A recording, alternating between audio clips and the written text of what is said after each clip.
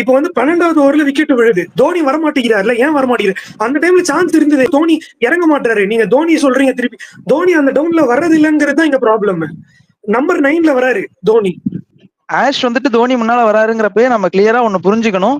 It's not like the old CSK. நீங்க 2019ல 18ல எடுத்து பாத்தீங்கன்னா it was a different gravy. அந்த தோனி வந்துட்டு வேற.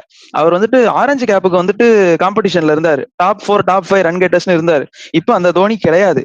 Is not coming up the order because வயசாயிடுச்சு. நம்ம அதை அக்செப்ட் பண்ணிட்டு தான் ஆகணும். 12 ஓவருக்கு 12 ரன் per ஓவர்னு அடிக்கிற நிலைமையில இருக்கு.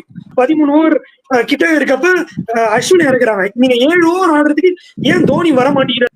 அப்பவே game over, done and dusted. Last 3 ஓவர்ல வந்து முடிஞ்ச வரைக்கும் அடிச்சு கொடுத்து நாங்க ஒரு டீசென்டான ஒரு லாஸ்ட்க்கு போறோம். தோனி வந்து சப்போஸ் அவுட் ஆயிட்டாருன்னா நம்ம 80 ரன்ஸ்ல தோப்போம் அப்படிங்கிற பேக் ஃபுட்டுக்கு போறீங்கன்னா அப்ப எப்படி நீங்க கேம் வின் பண்றதுக்கான ஸ்டெப் எடுப்பீங்க?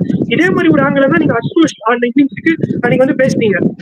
ஒரு 12 ரன் per ஓவர்ல இருக்கப்ப டிசி எந்த அளவுக்கு வந்து 65/6ல இருந்து வின் பண்ணாங்க 200+ அது different ball game, different pitch. அதெல்லாம் நான் பேச வரல. ஆனா அவங்க அட்லீஸ்ட் இருக்க பேட்டிங் ஃபயர் பவரை எக்ஸ்போஸ் பண்ணி நாங்க ட்ரை பண்ணி பாக்குறோம், இல்ல தோட்டா பரவாயில்ல நினைக்கிறாங்களா? சிஎஸ்கே ஸ்ட்ரெயிட்டாவே பேக் ஃபுட் போறாங்களே, அது ஏன்னு கேக்குறேன். தோனி தான் ஒரு பவர் ஹிட்டர்னு நம்ம பேச வேண்டிய சூழ்நிலை இருக்கு. வேற யாரும் எடுக்கல பவர் ஹிட்டர்ஸ்.